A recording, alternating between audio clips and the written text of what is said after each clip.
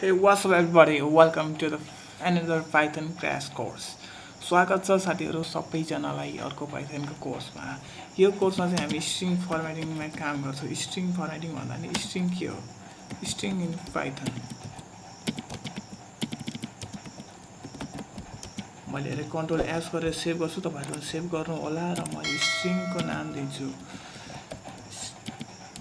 string.py। हामीले .py गर्नुपर्छ किन भन्दा चाहिँ हाम्रो पाइथनमा काम गरिरहेको छु डट एक्सटेन्सन हो।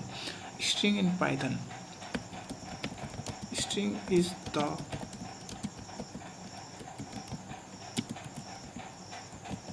sequence of characters।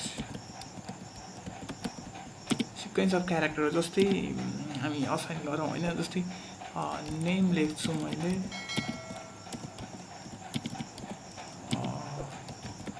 Naveen coder लेख्छु। यो चाहिँ हाम्रो स्ट्रिङ भयो। यसमा इन्क्लुडिङ चाहिँ @ डट यो साइन गर्न मिल्छ।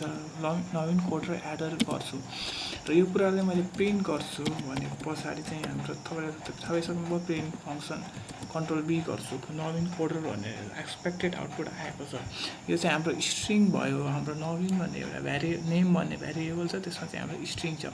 तपाईहरुलाई कन्फ्युज हुनु होला सिंगल या डबल कोट्स गर्दा जुनसुकै गर्दा नि पाइथनमा काम गर्छ। मैले चाहिँ सिंगल कोट्स काममा काम गरिरहेको छु र यसको फंक्सनहरुमा हामी काम गरौँ मेथडहरु हैन। जस्तै यसको लेन्थ कति छ मलाई चेक गर्न मन लाग्यो। जस्तै कति होला त यसको लेन्थ? म यस्तो त काउन्ट गर्दिन नि त। 1 2 3 4 5 अनि स्पेस 6 7 8 9 10 11 12 भनेर त यस्तो गर्न लाग्दैन हैन।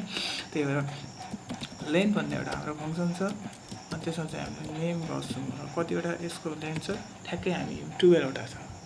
हामीले अघि 12 वटा छ एक्सपेक्टेड अब देख्न सक्नुहुन्छ 12 वटा छ। अनि अझै मलाई कुनै कुराहरु जस्तै मलाई फाइन्ड गर्न मन लाग्यो। जस्तै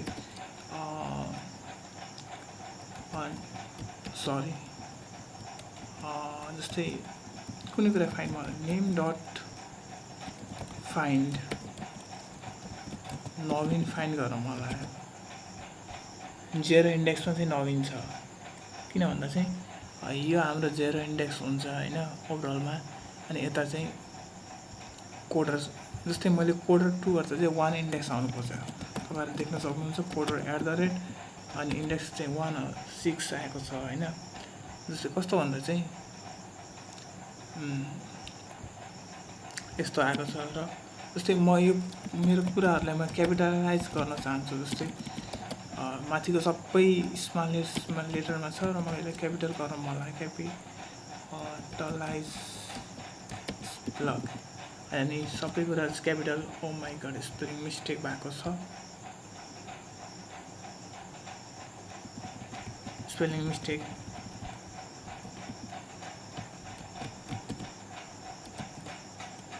ओप्स स्पेलिङमा मिस्टेक भएको छ। हामी काम गर्छौं केही छैन। अहिले एकछिनलाई हटाएर कन्सोल ल भएको छ हैन। यस्तो एररहरु आइराख्छ कोडहरुमा। कोड नै भनेको प्रब्लम सल्भिङ हो। नेम डट फेरि हामी काम गर्छौं क्यापिटलाइज। स्पेलिङ नै मिस्टेक भयो सायद जस्तो मलाई लाग्छ हैन। अहिले चाहिँ भएको छ हैन, देख्न सक्नुहुन्छ। हाम्रो कोड चाहिँ नवीन स्पेस कोडर @ छ यहाँ देख्न सक्नुहुन्छ। सबै जम्मै कुराहरु क्यापिटल फर्ममा आएको छ र अझै यसले मैले अप्पर केसमा गर्छु। क्यापिटल त भयो अप्पर केस एउटै हो मिनिङ चाहिँ हैन। तर हामी जेनरली सरी ओके अब चाहिँ मैले कन्ट्रोल बी गर्छु। यसमा चाहिँ टोटली कोडहरु अप्पर केसमा भएको छ। जस्तै क्यापिटलाइज भन्ने बित्तिकै हाम्रो फर्स्ट लेटर क्यापिटलाइज हुन्छ। तर अप्पर भन्ने बित्तिकै होल हाम्रो स्ट्रिङलाई नै यसले अप्पर लेटरमा चेन्ज गर्छ। जस्तै प्रिन्ट गर्छु फेरि नेम टाइप मिस्टेक लोअर हाम्रो फंक्सन छ अनि कन्ट्रोल बी गर्छु। सबै लेटर लोअरमा भएको छ देख्न सक्नुहुन्छ। जस्तै यो हाम्रो स्ट्रिङ चाहिँ यो लेटर हो कि डिजिट हो चेक गर्नलाई print name dot is digit के डिजिट हो त फल्स आउँछ, एक्सपेक्टेड आउटपुट चाहिँ हाम्रो फल्स हो। जस्तै मैले चाहिँ अर्को यहाँ कुनै कुरा जस्तै सरी फर द्याट, जस्तै एज इक्वल्स टु 12 गर्छु र मैले चाहिँ यसलाई चेक गर्छु, नेम डट इज डिजिट हो त हो नि होइन, थाहा छ, यस ट्रु आउटपुट आउनुपर्छ। हामी नेममै काम गरिरहेको छौँ, सरी एज गर्नुपर्ने ल। ओके, इन्ट अब्जेक्ट हेर्नु एट्रिब्युट इज डिजिट। ओके, हाम्रो चाहिँ इन्ट अपरेटर चाहिँ यसमा इन्ट अपरेसन गर्न मिल्दैन, त्यही भएर हामी स्ट्रिङमा मात्रै काम गरिरहेका छौँ। त्यही भएर यसलाई एकछिनको लागि हटाइदिउँ।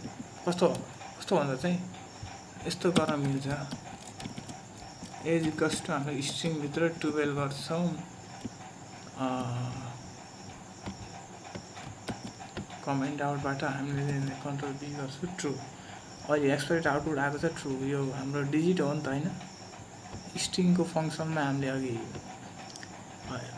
इन्टमा काम गऱ्यौँ, त्यो गर्न मिल्दैन, त्यही भएर print as dot is digit true आएको छ। हाम्रो एक्सपेक्टेड आउटपुट इज अल्फा, अरू नि हामीले धेरै कुराहरू छ, जस्तै नेम डट इज अल्फा, यो अल्फाबेट हो त हो नि होइन, अल्फाबेट छ त यसमा कुनै,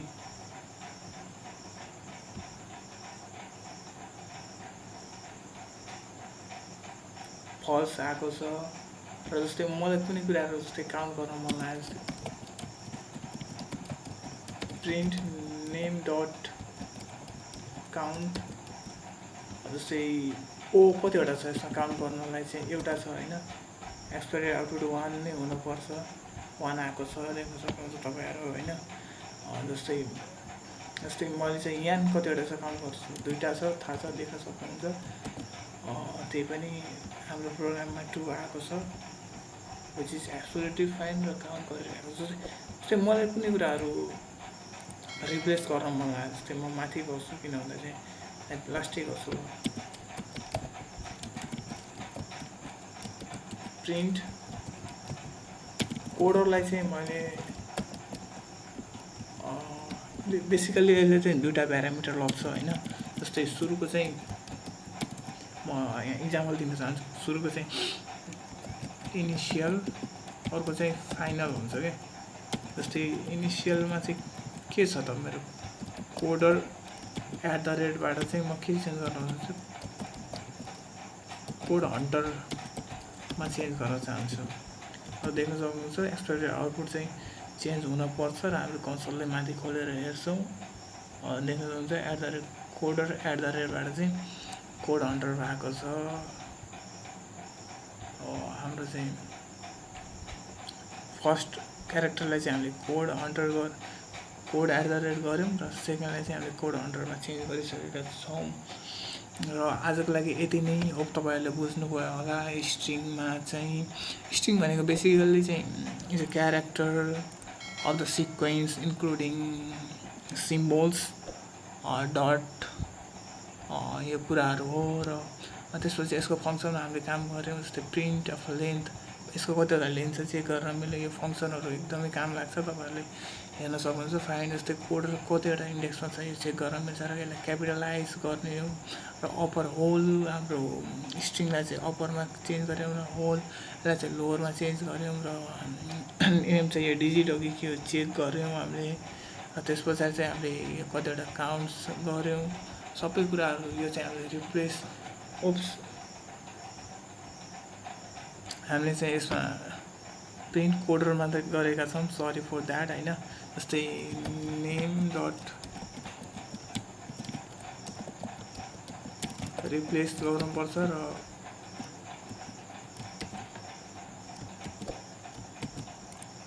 अहिले देख्न सक्नुहुन्छ नवीन कोड हन्टर चेन्ज भएर आएको छ। अघि चाहिँ हामीले एक्सपेक्टेड आउटपुटलाई डाइरेक्ट प्रिन्ट नै गऱ्यौँ, तर पनि तपाईँहरूले केही बुझ्नु भएको छैन भने कमेन्ट डाउन गर्नुहोस्, र यो कोड चाहिँ चाँडै नै तपाईँहरूले गिटहब रिपोजिटरीमा एभाइलेबल हुनेछ। र thanks for watching and study Thanks for watching, and please like, comment, share, and subscribe to this channel, and press the bell icon for the more updates.